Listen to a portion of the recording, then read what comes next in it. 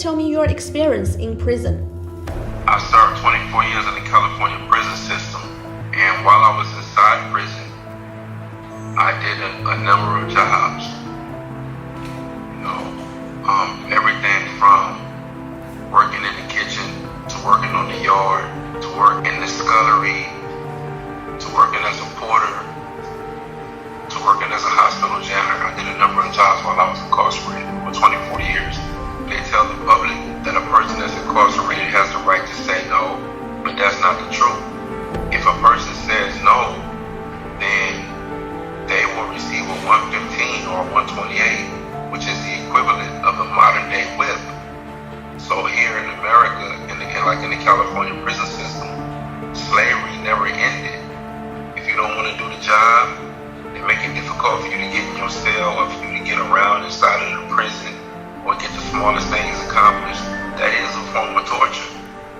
Torture is not just waterboarding or tying somebody up, or torture is also utilizing the processes and the procedures that are available to you to make somebody's life miserable. The lowest I got paid was nothing. I worked for free. The highest that I got paid was 75 cents an hour. And then they would take 55% of that. They would take it back for restitution, supposedly in court fees. Why did you drop the ACA 3 bill? What's its purpose? ACA 3, the California Abolition Act, is in direct response to the 13th Amendment of the United States Constitution. So in 1865, at the conclusion of the Civil War, the 13th Amendment was ratified. And supposedly, the 13th Amendment abolished slavery. That's what they said. But it didn't abolish slavery. What it did was it conditioned slavery. And I was, like I just told you, the first person in the state to have to go clean those COVID cells.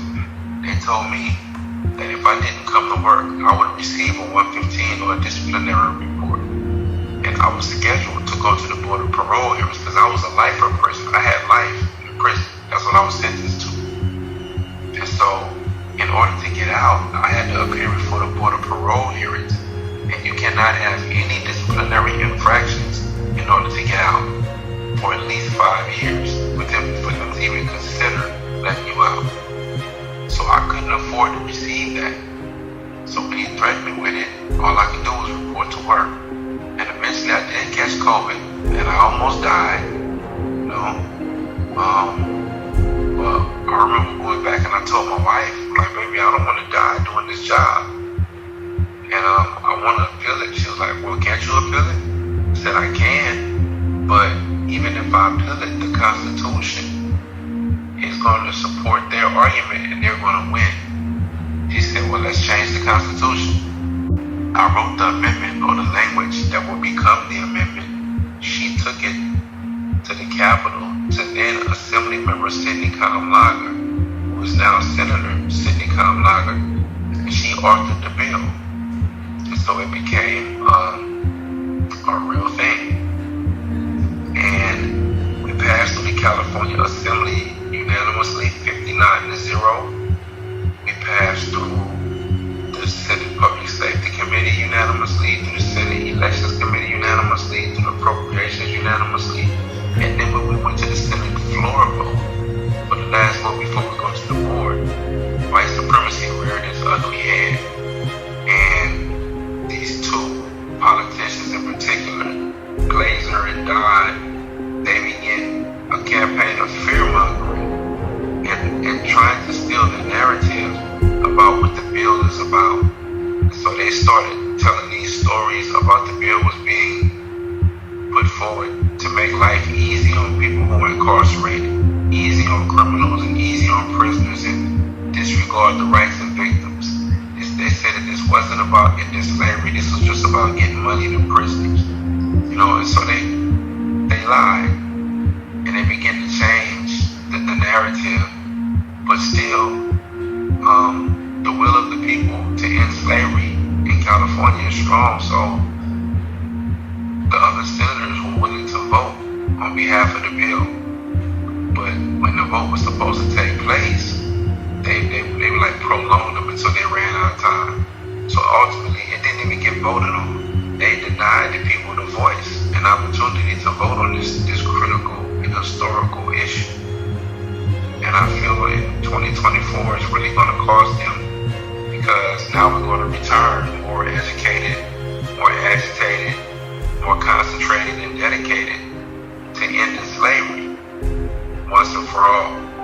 Why do you think forced labor or slavery is so difficult to eradicate in the United States? Plantation economics is at the core engine of America's economy.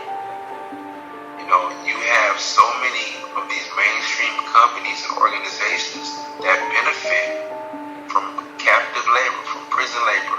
If they get a cheap labor force from people who are incarcerated, they then have incentive to support tough on crime legislation that decimates communities of color just so they can go to the prison and have cheap labor. That's one aspect. The other one is this deeply rooted white supremacy.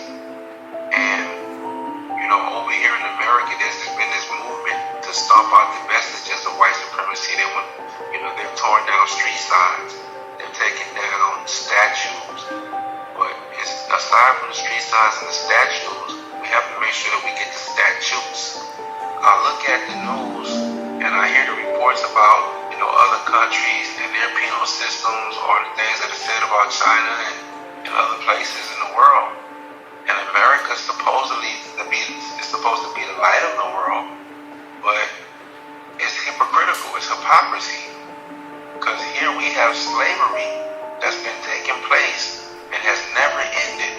And then when you bring it to the attention of the politicians and of these people who are in a position to make a change, then they come up with reasons to justify it and continue the practice. And we should do better. And that America needs to be held, accountable on a global scale. They should put forth, they should live the ideals that they preach. We talk about freedom. We just made Juneteenth for a national holiday, but how can we celebrate Juneteenth when we still have slavery? It's premature. I would love for people outside of the country to begin to pay attention to the carceral system in America, how it continues to target black people and other people of color, and hold America's feet to the flame. Hold them accountable. Tell them to end slavery now.